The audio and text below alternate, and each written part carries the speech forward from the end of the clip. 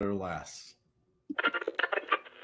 4th down and goal from the 9. Carr throws into traffic. Intercepted. The Bengals have the ball. They are running it back. Sam Hubbard. Stanford Jennings is going to go all the way. When it comes down, the Bengals are champions.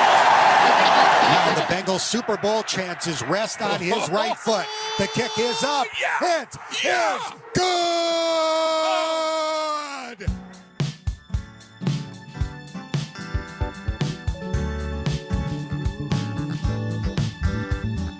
Today, Bengal fans, here we gather, talking football back for year 5. We're covering all things Houday Nation.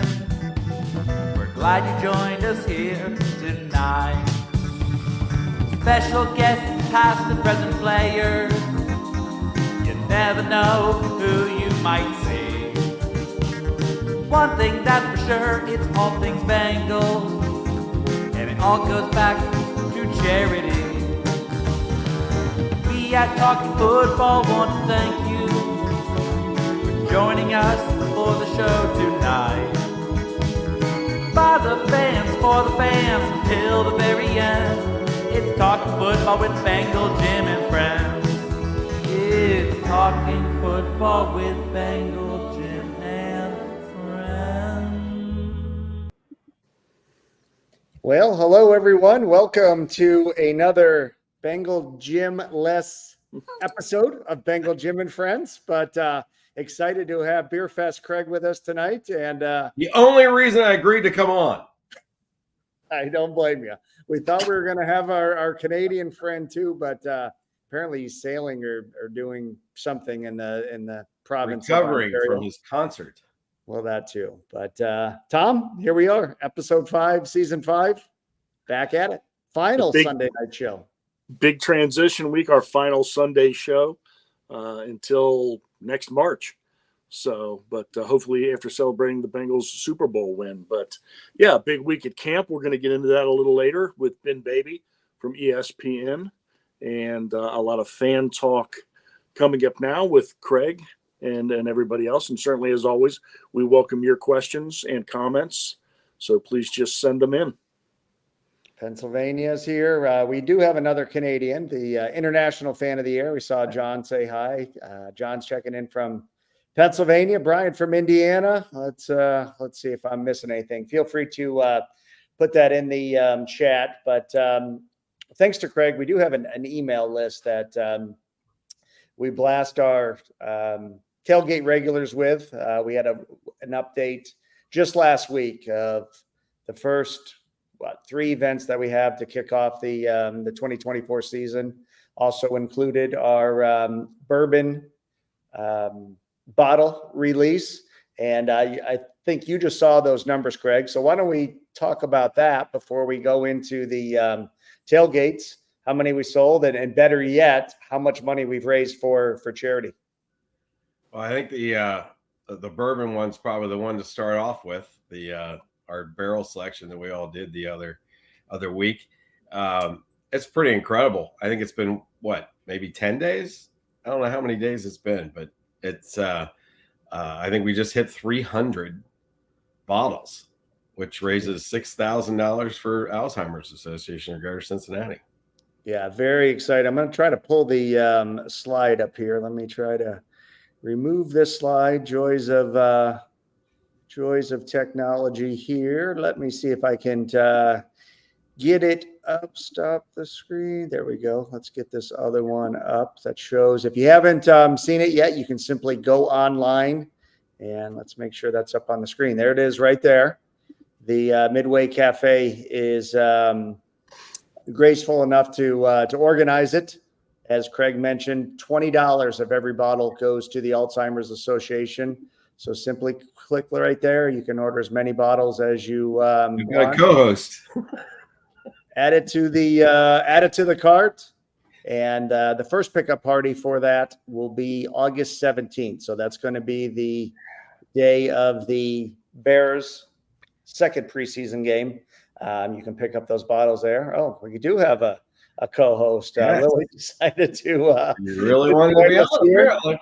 But yeah, again, we appreciate everybody that has purchased a bottle so far. $20 to charity and $6,000 raised thus far for the Alzheimer's Association. Tom, you're getting ready to say something. Yeah, can you two settle something? I don't know if it's kind of becoming a urban legend, urban myth. How was the final recipe for the bourbon settled upon, and whose recipe was it? And Craig is shaking his head. I think there was so much sampling that went on. Fortunately, there was not any video taken of the decision-making process. That might be good. But it is under review because there's a lot of people saying it was theirs and others saying it wasn't. And, but all I can tell you is it's really good. The people who do this for a living said it was really, really good. It's 107 proof, so it's approachable. It's not scary 125 or something. And I think it's just got a great taste and great look. I think it's going to be a fantastic bottle when they get done. The picture shows 100 proof, but it's 107 proof.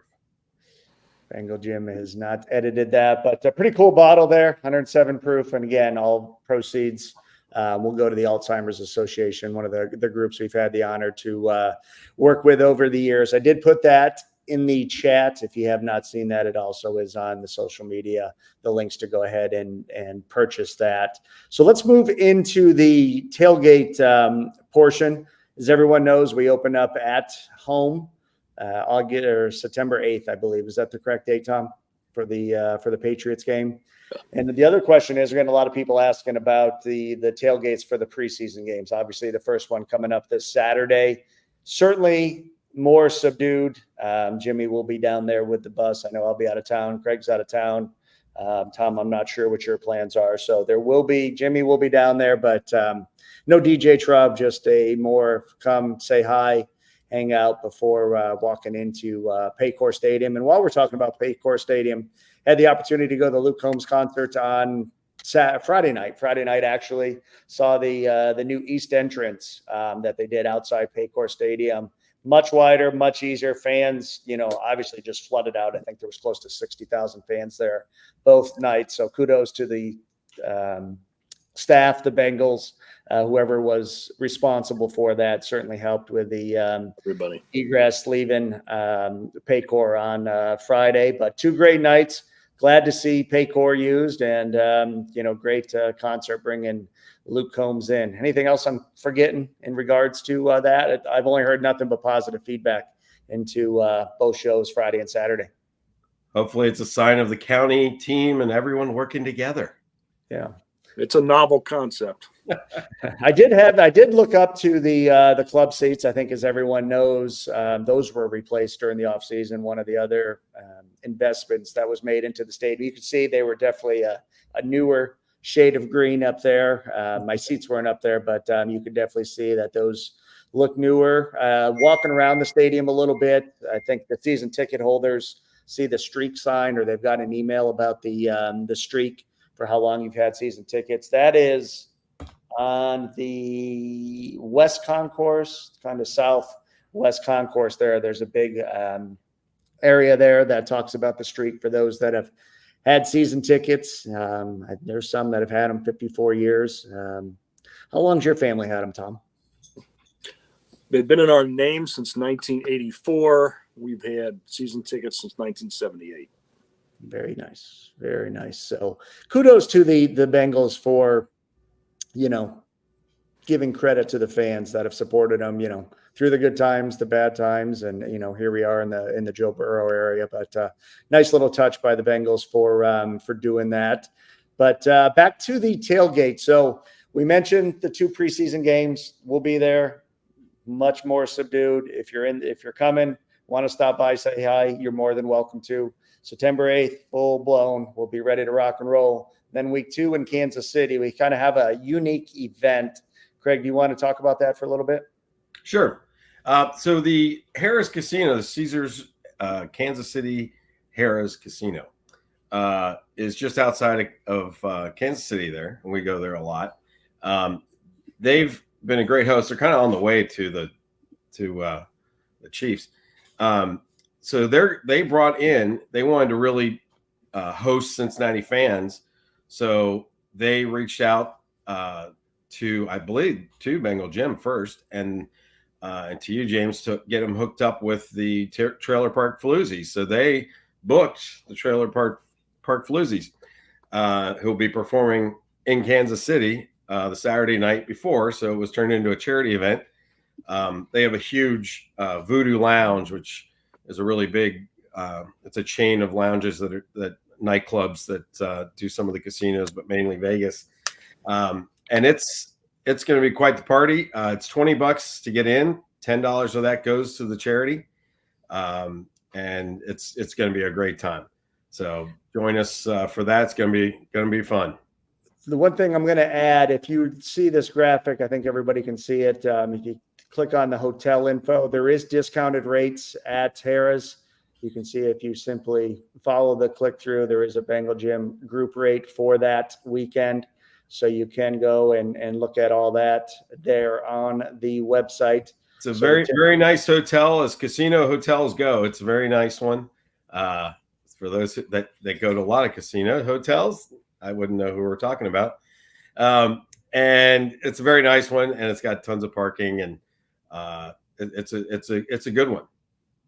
The one thing I do want to say is 99.9% of our events are family friendly. With this being at the casino, the Harrah's Saturday night takeover is 21 and up. We did have some people reach out. Your family can stay at the casino just to get into the event on Saturday night. That will be 21 and up. So just keep that in mind.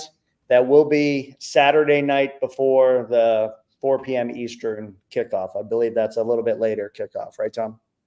4:25 is the national game. Probably, Jim Nance, Tony Romo. I'm sure he'll probably be hanging out with you the day before playing golf. But maybe if Craig's going, he may play golf with Craig. I don't know. I don't know if Lily's going to let me. She tears apart the house behind the camera. She's going for my bourbon. She doesn't like the non-attention she's getting right now. Oh, gosh. All right, Craig. So let's go from the 14th in Kansas City. We then transition to back at home for the big Monday night game. Floozy's actually performing back-to-back. So we'll be in the same spot as always, as has become a tradition for the Ring of Honor game, or the Trailer Park Floozies, who performed at Jungle Jam, will be at Kansas City. We'll also be performing Monday night before the Washington Commanders, I almost said Redskins game for Monday Night Football. So that's another question we often get. Hey, do I need tickets for home tailgates? And Craig, I'm going to let you answer that. We don't, but we did set up the VIP program too. If you want to make a season-long donation to be a VIP, we can do that as well through the One Cause platform. Moving on, after the Monday night game, we returned to Carolina. I think it's been 6 or 7 years since we played at Carolina. I remember back in Cam Newton, Kuechly, I think McCaffrey were all part of that team when we went down there last. We do have 2 exciting things for that weekend, one of which has been announced. We haven't even talked about the Saturday thing, so I'll let you talk about that, Craig. I'm going to pop it up on the screen. So we found another former Cincinnatian that owns a brewery down there. So imagine that. So it seems like a perfect thing to tie in, and that's the gathering place for Saturday night. Is that what you're talking about, James? Yep, 100%. So yeah, in addition to what we're going to have going on Sunday, you can see the ticket info there on the screen. We will be doing a bar takeover similar to what we did in Tampa at a brewery. This is a pretty cool venue from what I've seen from pictures and talking to some friends. Inside, outside, the link is in the chat. So we haven't even announced the official location, but for those that are planning to go to Carolina, in addition to the Sunday tailgate, which you will need tickets for, which is family friendly, we will be doing the Saturday takeover. Right. And the same brewery is going to bring beer trailers and be our beer and providers and bartenders on Sunday's tailgate.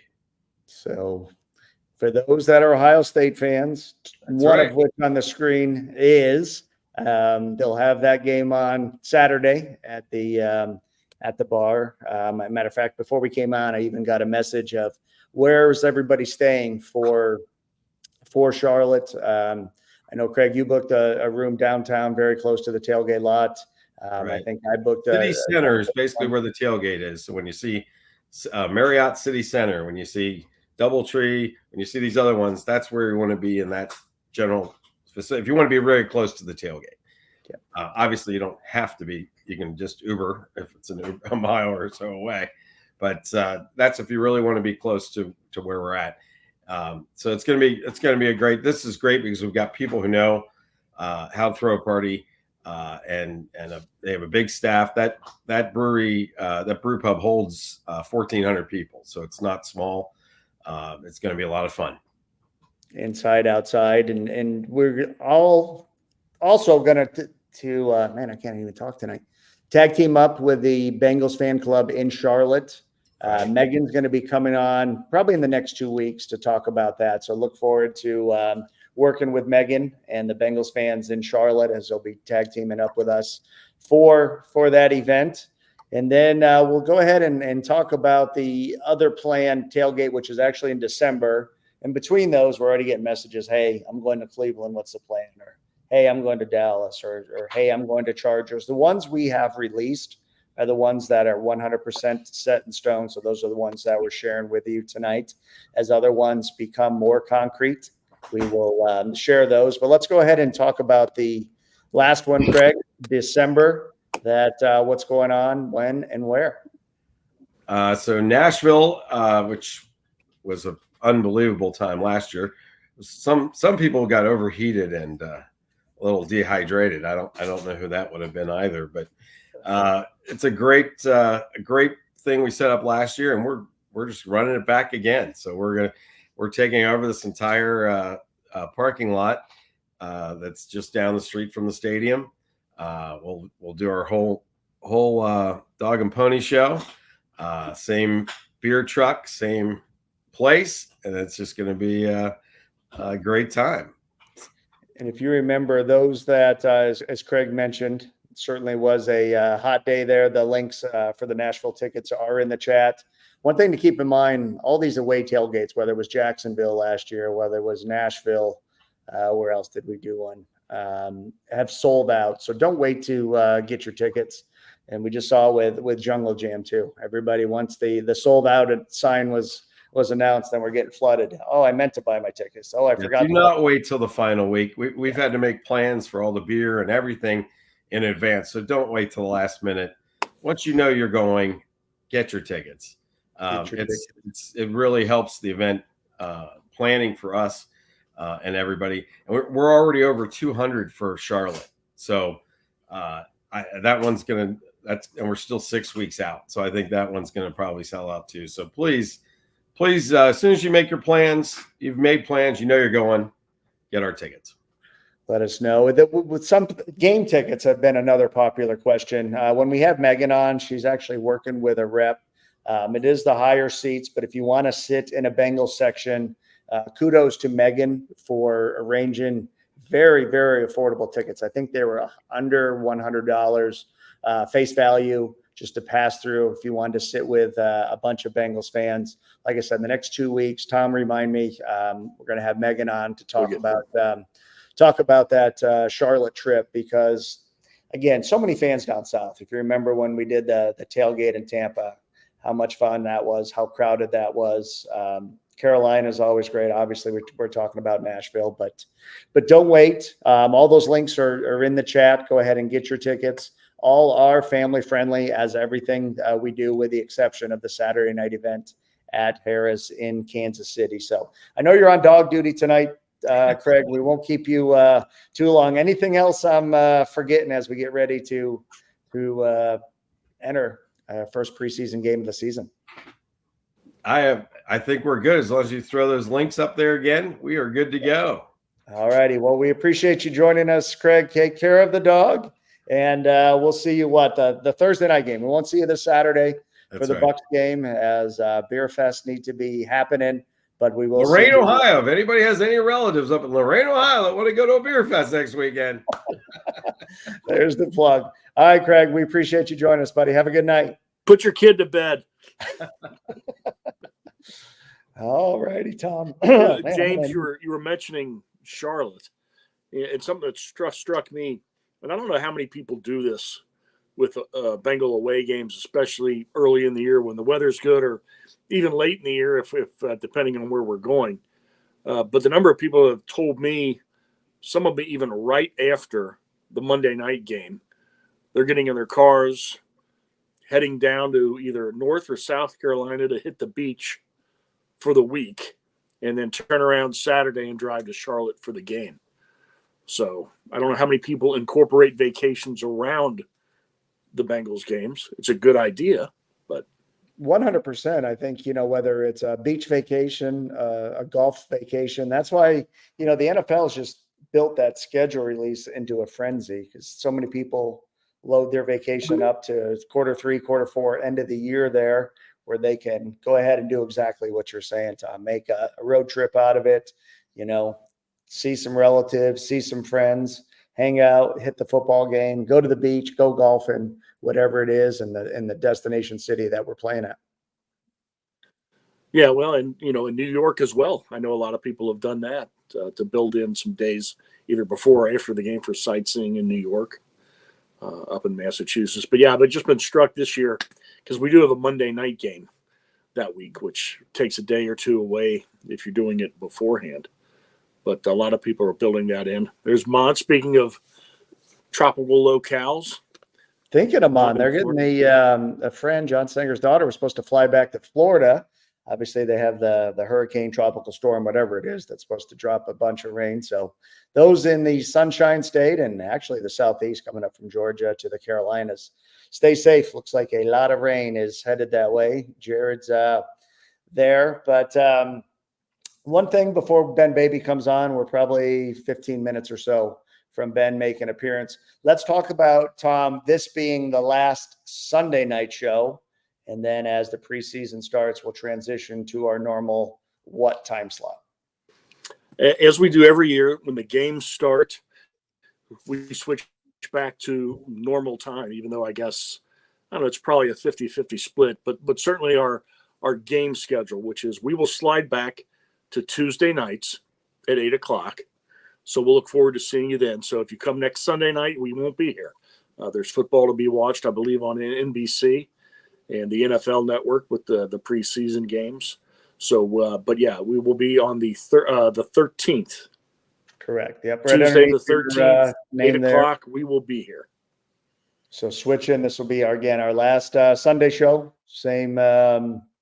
Same place as always, whether it's Facebook, Twitter, or YouTube that you watch it, or whether you go back and watch it on YouTube after the fact, Tuesday, August 13th. So be thinking of your questions for Ben Baby as he gets ready to come on in about 10, 15 minutes or so. And one thing, the reason why Bengal Jim's not here, Tom, out west, his son Ryan got married. So we'd be amiss to not congratulate Tricia and Jimmy on the wedding of Ryan. What do you want to add to that, Tom? Well, I understand it was really the social event of the summer out in the Northwest. So, and Jimmy didn't fail. He kept everybody updated with pictures, had his Bengals gear on at the wedding, even though he toned it down a little bit. I don't know if that was by the groom's request or the bride's request. But no, Ryan's always been an outstanding kid. I've known him since he was very little. So congratulations to he and to his new wife and new family. And hopefully they can find their way back home to visit often. And maybe one day even back here permanently. I think Jimmy was told no Bengals swag at the wedding, but in true fan of the year fashion, I think it was socks. He had the tiger striped socks on in addition to the suit. And there's John saying congratulations to the Foster family. And he did sneak in a pic of himself with the four boys, and of course he had the Bengals hat on. So let's we're going to talk a lot about training camp when Ben comes on, but you sitting in your nice recliner there, Tom, or actually you won't be in your recliner, you'll be at Paycor Stadium. What's some of the things you're going to look for Saturday night when the Tampa Bay Bucks come to town? Obviously, we're probably not going to see Joe Burrow. We know what we have in Jake Browning. He's going to get the majority of the snaps. Are you rolling your eyes? You think we may see Joe Burrow on Saturday? A little bird now. Okay, a little bird hasn't told me. I've read it. It's been out. I think the entire organization, and certainly Zach, did a lot of looking at how can we improve the slow starts, and we're going beyond just possible injuries and what Joe has had to endure these past off seasons. But all indications are we're not just going to see the starting offensive line, or that we're going to see the starters. We're going to see the ones for I don't know how long, but I think at least a series, maybe two, to get some rhythm, knock off some cobwebs. I think Joe Burrow in his press conference this week also alluded to the added value of this season having live. They've done it before, but having the live practices against a couple other teams, how much work they're able to get in, different faces, for the linemen to hit, and a little more pop as opposed to just the regular practices down on next to Paycor. So yeah, I know I completely look for the starters to get a little time. I agree on this. I agree on the starters. I don't think we'll see Joe this week. Maybe we'll surprise us all and we'll see him. You see Mon putting some questions in the chat. We'll save some of those for Ben Baby. We can also go over some of those. But as we talk about the game Saturday, one thing I want to bring up and talk about is what was unveiled Tuesday at Paycor Stadium. I think we talked about the upgrades to the outside when we were talking about the Luke Combs concert, the bigger entryway on the east side of the stadium. We talked about the club seats, but one thing inside that, quite frankly, the Bengals get knocked on a lot is the facilities, whether that's the training room, the weight room, the locker room. And what they unveiled Tuesday is, I think I put on a text chain to you, was SEC level locker room, the bells and whistles like you see out of the Alabamas, the Georgias, the LSUs, no holds barred, all the frills, 100% just beauty. I know you know before describe it. Getting into the frills, in every locker there is a little tag, like on the back of their uniforms, with Paul Brown's signature. And I can't help but wonder, back in the 40s with the Cleveland Browns and some of the stories were heard about Spinney Field and Riverfront Stadium, if Paul Brown could walk into those locker rooms today, which are needed in the modern NFL to keep the guys happy. They are absolutely needed, and the club knocked this one perfectly. They get 100 out of 100 on this.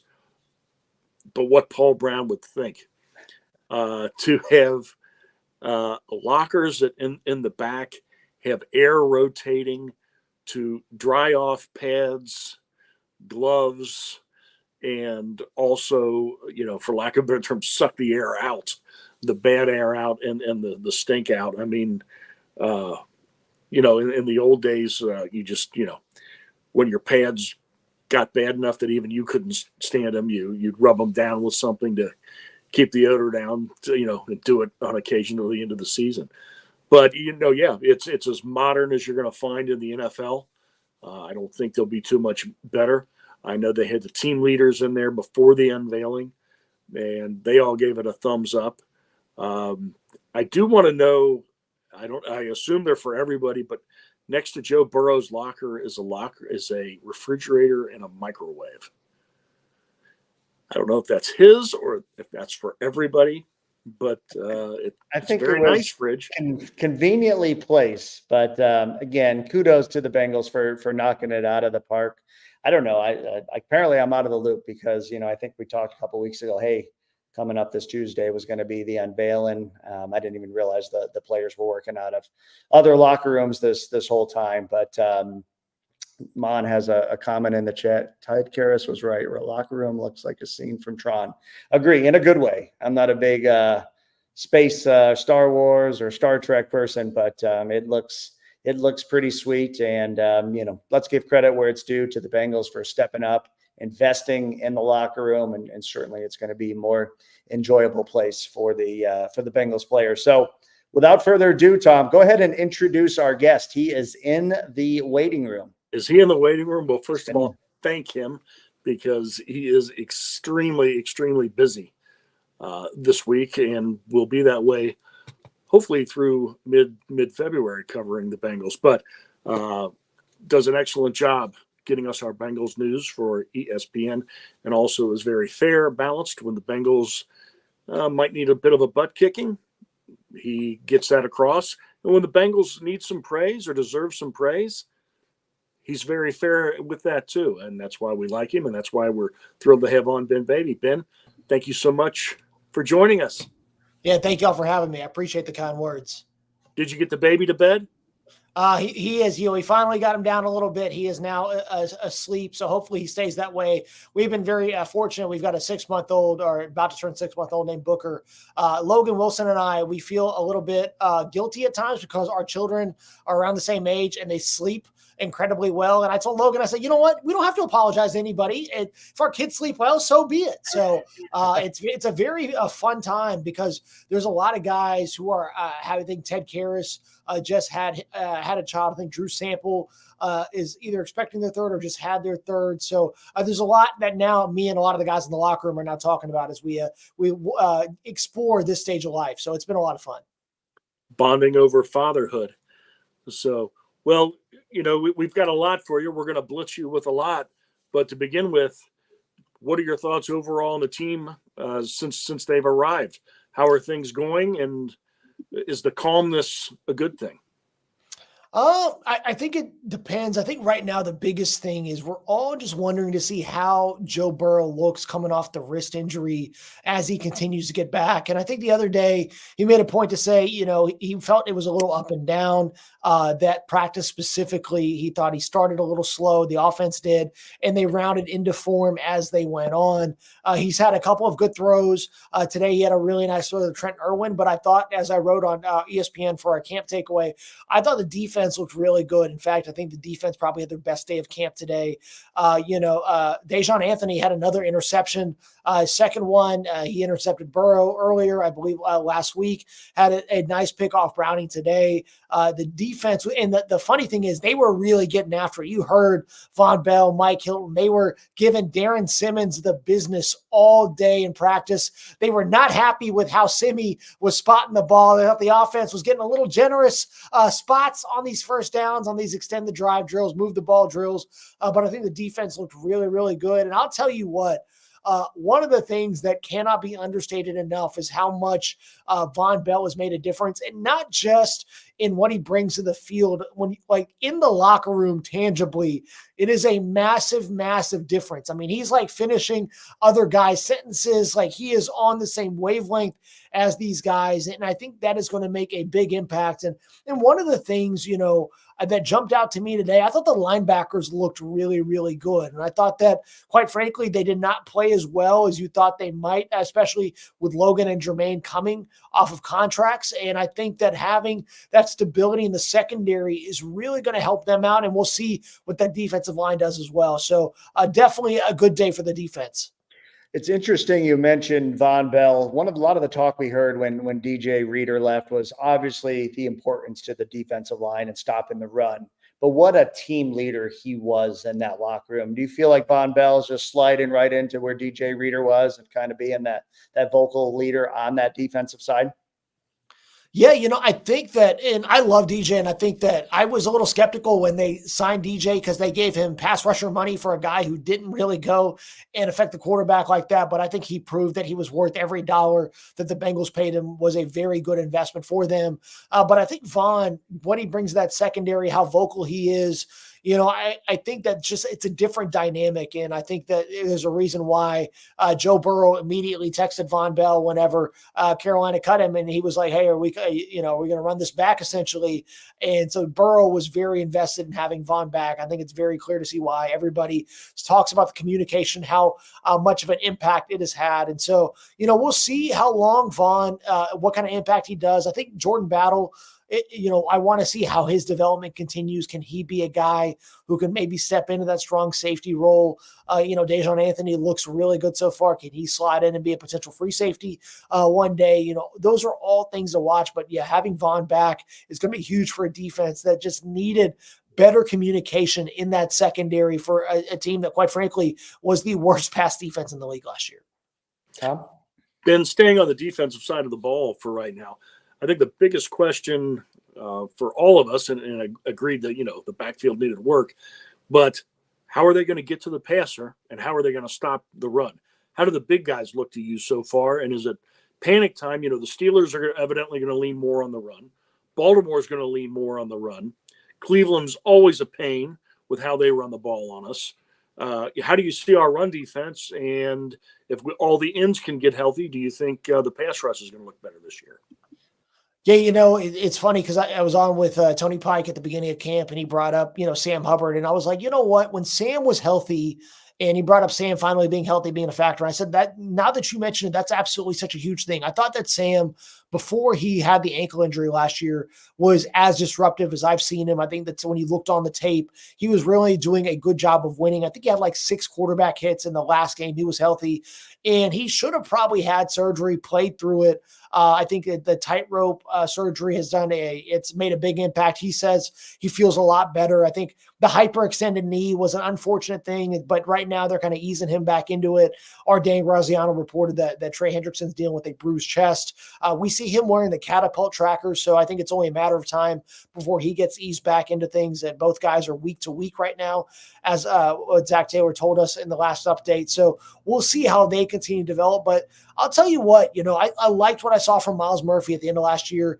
I think Joseph Osai is shown flashes, and I think he's had a good camp in my eyes. I think he's done some really good things. And, I was actually talking to Zach Carter because I think Zach Carter has the most stakes, probably because of what they're needing him to do. They're going to need him to be better than he was last year. And he told me, he put on a ton of weight last year to try to bulk up. He played at 320. That was not the weight for him. And so this offseason, he got back down to 305, 310. And it makes a lot of sense. And when you look at what they're going to do, I think adding Sheldon Rankins in there, it's such a different guy that they have in the middle. And I think they're going to want those D tackles, those 3 techs, to be more vertical, be more disruptive in the way that they're going to play ball. And so I am not really if they're all healthy, I'm not all that concerned, to be quite honest, because I think Trey Hendrickson's one of the best edge rushers in the league. If Sam is healthy, he can be good. And Sheldon Rankins, the dynamic he's going to bring on the inside, it's going to be a very big difference from what he's going to just play a different style of interior defensive lineman than you previously had. And so I think they wanted a guy, they valued a guy who can go and get after the quarterback, which is why they brought him in. And very similar to the signing of Orlando Brown, talking to people inside the building, when they found out that Sheldon could be available, I think early they thought that the Texans were going to re-sign him. When that did not come to fruition, the Bengals made it a point to go after him and be aggressive in how they got him, because they really valued what he brought to the table. And I think he's going to be a big impact for that defensive line. Let's stay on that defensive side. Talk about the cornerback position. We mentioned Jordan Battle. We mentioned Von Bell. The one person that was in that safety spot, Dax Hill, switched to the outside, running some more cornerback. Let's talk about that and who's going to step up into the 2 and 3 slots behind Cam Taylor-Britt. Yeah, that's a great question. I talked to Chuck Burks after practice today. I tried to get it out of Chuck and see. And I thought what was interesting is that he did point out that week 15 could look a lot different than week 1. And so I think that this could be an ongoing battle all the way through. And one guy he told me to watch, and something we'll probably write about on ESPN.com later on this week, is Josh Newton is playing really well. Like, and I said, what's he doing? He goes, he's being productive. It's as simple as that. Like, he's going out, he's making plays. And he said, for lack of a better phrase, he's got that dog in him. And he's a guy who's not scared. He's coming in, he's being really aggressive, and he is really going after it and wanting to show why he is getting reps with the first team. And so I think that's a very interesting thing. And I feel for Dax Hill a little bit because he's a guy who has never played outside cornerback. In college, he was primarily a slot guy. And then he goes and they try to put him in at free safety. He played some corner. He repped at corner a little bit his rookie year, played at free safety, and then they said, that's not really working well. We're going to move it to the outside. And now he's playing another position again. He just really hasn't had time to settle in. And I think that from his, he's on, and I told him, I said, you've handled this, all things considered, for how young you are. That is not an easy thing to have to play another position. It's his third position essentially in 3 years. That is a very difficult go in, and just this, he hasn't had a ton of stability. I think DJ Turner's looked pretty good. I think right now I would probably lean toward DJ Turner, who's been getting the bulk of the reps with the ones. But I think the fact that they're rotating Josh Newton in there, I think tells you that they want to get a look at him and see what he looks like. And I think that he has been quite solid. And so that's going to be something to continue to monitor. And like Chuck said, that could be something that plays itself out over the course of the season. Now, my take, and this is just something that's just opinion I have, and it's a very unpopular opinion, but I'm known for having quite many of those. So just add these to the list here. But if I'm the Bengals, I would like to see what I have in Dax Hill, because how much does it really benefit you to have your first round pick continue? If he doesn't win that starting job, is it in his best interest to be a backup this year? Or would it be a win-win for both sides, much like it was at the end of 2021 when they said, you know what, Billy Price isn't going to be our center? It makes more sense to see if another team values him in a different way. Can we go get something for him at the end of camp? And if you feel like if Newton can be your guy, go ahead, have him rep as the backup behind DJ Turner and see if you can't go get something for Dax. And also maybe let Dax find a place that's going to have a solid home for him, and maybe let him get some reps to see what he can do. I think that could be a win-win. I don't know how, again, that's just me speculating. I don't have anything sourced on that, but I think that would be worth exploring if the Bengals, if they can find something that would be interesting, because I think in that scenario, that is a win-win for both sides. But, we'll see how this continues to play out. Dax has really went about it the right way. And Dax, Chuck made it a point to tell me he thought that Dax had a really good day today at practice. So I think that's something to continue to watch, and it's going to keep unfolding as we go through camp.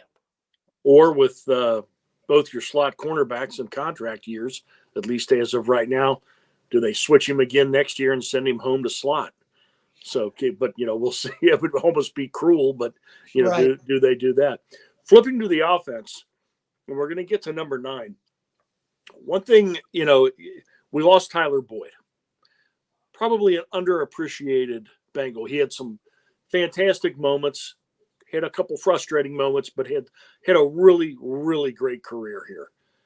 Certainly one of the tight end position is the deepest in the history of the franchise, in my opinion, and he's probably in that top 10. So we lose Tyler. Last year, they drafted Chucky Sizzle, Charlie Jones, possibly the heir apparent. You've got Trent Irwin, the veteran, very fast, very reliable, knows the offense. Camp rolls around, and the first thing we read is Andre Yoshivash is in the slot catching everything you can possibly catch. Oh, my God, he looks good. And we see that for a couple days. Then he's not there anymore. Then we see, Trenton Irwin's making fantastic catches from the slot. He looks so good. Now this week, we're reading, Charlie looks fantastic. He's put on 5 to 7 pounds of muscle, hasn't lost any speed. His hands are great. He, is our receiver room, and we're not even talking about probably the best slot receiver on the team, which is Jamar Chase, who they could, move all over. Is the receiver room really that deep? Is it because they're catching balls from Joe Burrow? And do you have a guy that's leading the pack there to be that slot receiver week 1 against New England. Yeah, Joe Burrow is not one to blow smoke and give praise when it's not needed. And he made it a point to say he thinks that this is the best receiving room that he's had since he's been here, like the most talented, the deepest. And I think that says volumes about what he thinks. And I do agree. I think Boyd one day should be in the Ring of Honor and has done just a ton of great things for the franchise, did a ton of great work. And I think it speaks volumes about what he does for a locker room. The fact that Brian Callahan made it a point to go get him in there, especially for those receivers in Nashville, not Nashville, they're in Tennessee. They should be the Nashville Titans. It's a much better ring to it. But I think that's Callie understands what TB brings to the table, brings to the locker room. I think he's going to be great for that receiving room. That being said, I think that you're probably going to get depending on how this shakes out, you could get a better playmaker than you had last year in the slot. If you can get Burton in there, I think that's going to be the question mark. How quickly can he pick up the offense? I think he's probably been, talking to people, probably a little inconsistent, has his good and his bad. We see the flashes. He's a really explosive guy. The Bengals, I think, talent-wise, when you look at him, probably too talented to be drafted in the 3rd round. But obviously, there are a lot of concerns, otherwise that why he was available to them in the 3rd round. Yoshivas, it's funny. I gave him some shtick because I remember I wrote a story at the end of minicamp, and I went up to talk to him for it. He goes, "You're talking to the wrong guy. I'm not supposed to be in the slot battle." And then all of a sudden, he's in the slot. I told him, Andre, I got a bone to pick because you told me you're not going to be repping the slot. And then you come out here in the slot. And he goes, "Well, that was kind of new to me too." Right before camp, they said, "Hey, go get ready, go learn it." He's picking it up awful quick, evidently. Yeah, and I think that's the thing is that it's going to be, you're still going to see some growing pains there, and we've seen them at camp. And I think that, Charlie, he's made it a point. I said, "What did you want to work on?" He goes, "Everything. I got to just, he wanted to make a point to get better at everything." And then, we had the labrum injury in camp last year. Then he had the thumb injury, then the battle through those things. And then also kind of just get a lay of the land. I think, all of those things are now starting to come to fruition. The one guy who Burrow trusts a ton is Trent Irwin. He's the old reliable guy. He'll go in there. I thought he did a really nice job at outside receiver last year when they needed him to. And he's a guy that Burrow's going to know where he's at. He understands the offense really well. I think Trenton doesn't get enough credit for how long he's been able to persevere. A guy that I remember was a guy they just picked up, had on the practice squad in 2019. And he is one of the last holdovers from that 19 roster, that pre-Burrow roster. And all those guys are here for a reason. And so I think that, it's something that we're going to continue to see how that develops. And one of the other things too is how much are they going to run 2 tight end sets, with how good, Drew Samples looked, what are they going to do with Mike Gesicki? That's going to be, probably the one dynamic, that we don't have accounted for is how much 12 personnel are they really going to use? How much is that 3rd receiver really going to be on the field? And again, I've tried to get it out of Troy Walters, and I think they're going to try to see how this plays out. And if a guy establishes himself, then we might see that happen. But, I think all of those guys we've seen in the slot have a lot of attributes. But I think and Trenton Irwin told me best. I think it's going to come down to who Burrow trusts the most. And I thought it was interesting today. We saw the quarterbacks after a team drill go out and do some throwing, and Joe kind of stayed aside and was really working with Jermaine and kind of talking him through. And it really looked like it was him gesturing to show him, hey, this is what I like, what I don't like. And Jermaine's done a good job of soaking that up from Jamar Chase as well, and trying to learn as much as he can so he can get acclimated as quickly as possible. Great problem to have, and T. Brookie even says in the chat, let's be honest, Tyler Boyd's rookie season wasn't anything to write home about for a 2nd-round pick. So Charlie Jones, I think still has a great future. In addition, the kickoff game, we won't even talk about that, but don't forget that big punt return he had for a touchdown last year, and it's certainly a position of depth. So exciting times and plenty of weapons for Joe Burrow. But staying on that offensive line, we saw the Trent Brown situation. Finally got cleared today, hasn't practiced since the beginning of camp. The kid out of Georgia slid in, getting all those reps. O-line's always an issue anytime you're talking about the Bengals, when you're talking about Joe Burrow's health. Go ahead and tell us, Ben, what you've seen from that and how it may be different than the last couple of years. Yeah, it's interesting when you look at how much the Bengals drop back and how much they're in sets. I remember I went over and Alex Highsmith beat Jonah Williams on a spin move in, I want to say, week 1 of the 2022 season. So I went over to ask Jonah about it. He goes, the spin move is a guy's third move. Like, we never see somebody's their tertiary pass rush move. Like, you don't see that. Guys usually will go with their first or second, but generally when you play the Bengals, they're in so many pass blocking sets that edge rushers get to unleash their whole arsenal. And so I think that the Bengals offensive line is in such a unique position because they're asked to be in pass blocking so much. And so there's such a tough thing to do in the NFL because edge rushers are so good. And quite frankly, generally you're going to get more good edge rushers than you are good offensive tackles. And so that is a lot to ask. That being said, again, going back to Joe Burrow is not a guy who blows a lot of smoke for no reason, doesn't get praise unnecessarily. He went out of his way to give a ton of praise to Amarius Mims for what he wanted to do and said he's an A-plus guy. And I don't know if I've ever heard Joe Burrow speak as highly as he did about Amarius. And I think that when you look at it, when the Bengals went out and they got Trent Brown, only $2 million in guaranteed money, it was a good hedge that basically if you didn't get a tackle in the draft, if it didn't fall the way you wanted it to, you have a guy who could slot in and be a right tackle if needed. He has that experience. But when you go and get Amarius Mims and you see if you see what you like, and Mims has done a good job there, and he's really picked it up well, really has applied himself, had some very good reps, and he's going to have some growing pains, obviously. When you look at his frame, his size, how well he's done, they were really high on him coming out of the draft, really excited to get him. So I think right now, until we see Trent Brown on the field and we'll see how much he gets involved throughout the process, we'll see that battle really start to take shape, and we'll see how much the coaches, what they feel going out of this. But all things considered, when you look at Trent Brown's history, I think that one of the big question marks when they signed him was his ability to play all 17 games, which is something he just quite frankly hasn't done a lot of. So even when they signed him, the likelihood was you're going to still need a guy to go out and probably whoever they get at that backup right tackle position is probably going to get some reps given what we've seen from Trent Brown, what his health status over the years. So regardless how this plays out, I think Amarius Mims one way or another will likely, given what we've seen, get his chance at it. And the longer that Trent stays off the field, it's more reps for Amarius to get with the ones. And now he's worked with the ones all of the offseason program now, these first couple weeks of camp, and that is no insignificant thing. And he's getting that continuity on that right side of the line. Two toys that Joe Burrow has to play with, new toys this year. Zach Moss running the ball and catching the ball and picking up the blitz in the backfield very well. And also a guy who really didn't get to play with last year, Chase Brown. You think there'll be some special things for both these guys this year in the offense? Some things that the rest of the AFC North hasn't seen when they line up against the Bengals?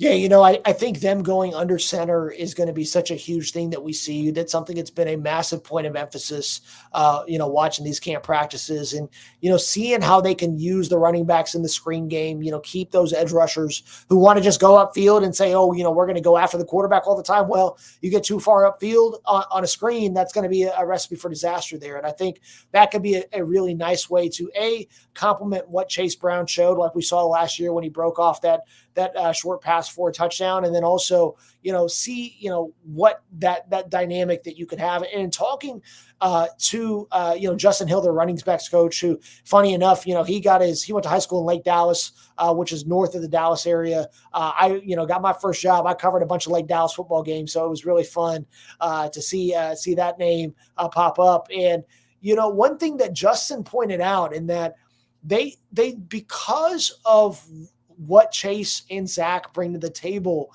I think they're going to have so much more flexibility with how they use their running backs. And quite frankly, Joe Mixon's inability to be on the field for third downs was not talked about enough. I know a lot of people, I saw a Super Bowl clip floating around the timeline and someone was talking about Samaje Perine. And I was like, listen, Samaje was the third down back because Joe Mixon, quite frankly, could not be on the field on third downs. And I think when they got rid of Giovanni Bernard, it was with the hope that Joe Mixon could be a 3-down back. And Mixon said, it's something I want to be. And last year it got to the point they had to put Drew Sample out there as it was a tight end. playing that pass protector role. And so I think Zach Moss can be a guy who, Justin said he's a 4-down back. He can be on we feel comfortable with him being on the field all 4 downs. So that means that you can be more flexible on first and second downs and maybe rotating those guys in.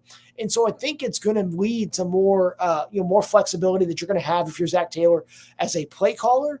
And the other thing is that, you're going to be able to go out and be more varied in what you're going to be able to do, run and pass, and say, okay, if this guy's on the field, it could be run, it could be pass. And quite frankly, Zach Moss is going to be a more explosive back out of the gun. When you go look at it, our numbers have him as the best running back in yards per carry out of the gun out of anybody in the league last year. So he was an excellent gun run guy. And so when you're a guy who goes in, maybe you run a little outside zone and say, he's going to be a one cut back. He's going to take, see if what's there on the inside. If not, he's going to cut that and go. He's not going to waste any time. I think that's going to fit really, really well. And I'm expecting a much improved run game this year than what we saw last year. Ben, we appreciate you joining us. We want to be conscious of your time. So let's end with this question. For the fans, whether they're going to be at Paycor Stadium on Saturday, so many of our watchers here live outside the Cincy tri-state area. What's one thing for the fans to keep an eye on going into Saturday night's first preseason game against the Tampa Bay Buccaneers? Yeah, I think the 2 position battles we talked about, I think that outside corner position and that wide receiver position in the slot, I think as the games are played, we'll get a better look as to how those battles are going to continue to play out. And so I think those are definitely 2 things to watch. Seeing Newton in there rotating in with that cornerback one, been very unique. And I think that there's a bigger plan in place there to see how that continues to matriculate. Seeing what those targets look like for that wide receiver 3 is going to be huge. And also, I'm very curious to see how the tight ends look. Tanner Hudson's development, his growth, seeing some of these younger backs. I am a noted Travion Williams defender, having seen him, covered him for 9 seasons now. We're going on a decade together. Watched him when he came. We both came in at A&M at the same time when I started covering the Aggies. And we left and now ended up in Cincinnati at the same time. And Travion has done his part and looking good in the preseason. And so seeing, how many running backs are they going to keep? Can both of those guys add a ton of value? And quite frankly, the new kickoff, I know we didn't talk about it a ton, but if you're one of those guys, you're a back end roster guy, can you provide value in the kickoff game? That's going to be something to watch. And I think, talking to the guy who built that for the XFL, it's built to create more plays, create more action. So, it's not a bathroom break anymore. It's not a guaranteed, like you're not going to take it out of the end zone. And so, it's going to be a lot of fun. And I think all of those things, this is definitely going to be a lot of fun to watch this preseason game because there's going to be a lot of battles that have yet to be finalized. And I think probably we'll see this kind of play out even in the regular season. Ben, sneaking one last question in for you, and it was something you brought up today. We've been very active here for years now. We just had another celebration, our Jungle the Hall 4, pushing the cases of Bengal players that should be in the Hall of Fame and are not. We've had on voters as guests, talked to them off the air. The strong majority of them are so nice guys, such nice guys, love the game, appreciate the game, respect the game. Some of them maybe not as much. Some of them, dare I say, might even be a bit lazy or don't want to do as much research. You brought up the case today a little bit of Geno Atkins. And when we've heard some of the horrible excuses as to why Ken Anderson and Willie Anderson aren't already in the Hall of Fame, we're also, make a strong case for Corey Dillon and Lamar Parrish. Do you think it wasn't a bad relationship? I mean, when he came here from Georgia, he didn't talk to the press, but his lack of any relationship with the media is going to hurt him in a couple of years when a guy who was on the all-decade team comes up to vote? Yeah, I think it's a very fascinating thing to watch. And one of my go-to phrases, and I'm our PFWA president here locally for the Cincinnati chapter. And so whenever there are media disputes, I'm generally the one who goes up, and Ted Karras is the NFLPA rep. So Ted and I have a good working relationship, and we try to make sure that we settle everything amicably. And I generally try to, and I told Jamar, point blank, I said, listen, man, because Jamar's not doing media. And I said, if you want us to know something, let us know. We're right here. That's part of us being there. We are accountable to the players. It's one of the reasons why we're in the locker room. And I say all the time, the access is not for the media. It's for the players. And I think that there are so many components, and we don't have time to get into it all. But I think that I respected that Gino was very, whether things were good or bad, he had the same uniform approach. And sometimes guys will not do media when things aren't going well, but when things are going great, they're more than happy to sit in front of the cameras and talk and whatever. Gino was very consistent from the beginning. I only covered him 2 years, was only in the locker room with him 1 year. And I remember one time, I remember Lou Anarumo in 2019 said 5-star guys got to play like 5 stars. And he was taking a shot at Gino, not playing as well as he could. And I said, hey, Gino, we're going to write this. And he goes, I said, if you want to talk, fine. I want to get your side of things, but if not, so be it. And he goes, no, I'm good. I said, okay. And that's kind of part of it. And I think that Gino probably does not get enough credit for being how good he was. When you look at his numbers, quite frankly, I know there's a lot of talk about the Bengals Ring of Honor. Geno Atkins should absolutely be the next one in. Like, I do not, as much as we're going to talk about some of the older guys. I think he's eligible in 2 years, though. He's not eligible. Yeah, right. Well, I understand, how they're going to go and do that, but I would accelerate that process as quickly as possible because because you're going to want to create as much buzz about him to be in the Hall of Fame, and make sure that he gets every opportunity to be in. Because when you look at the resume, when you look at what he did, very few Bengals have the accolades that he does.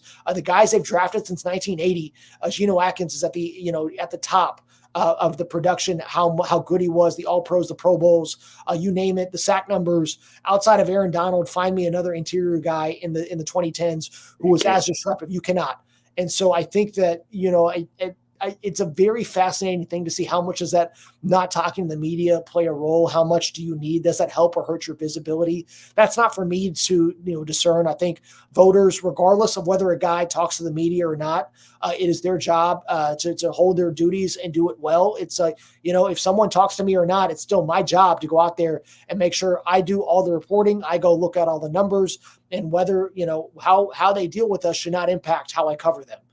So I think that if you are responsible and you do your job well and you take pride in what you do, how they do it, what their relationship is like or not like, should not play a role. But, that's just me. I can't speak for everybody in my field. And so I'm very curious to see how it plays out. And I think it's a very fascinating case study, but I think Geno's body of work suggests that he should immediately be in the conversations for all his legacy accolades whenever those times are ready.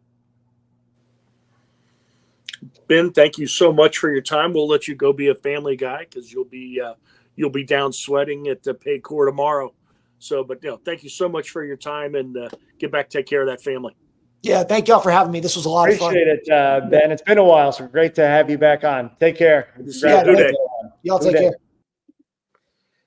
All right. Class act every time we talk to him. Yeah, it's been a while since he's been on, so we appreciate that. We're going to wrap things up here pretty quick. As you can see underneath Tom's name, not next Sunday, so not the 11th, but Tuesday. So just season starting, back to our normal, as we've done for 5 years, Tuesday night, 8 p.m. time slot.